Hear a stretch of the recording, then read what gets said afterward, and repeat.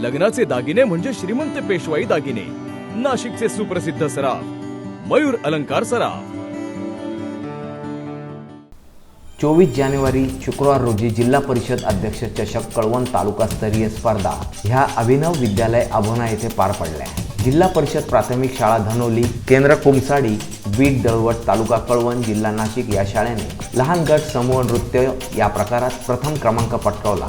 वैयक्तिक गीत गायन लहान गट हर्षदा मोतीराम गायकवाड धनोली हिने तृतीय क्रमांक मिळवला।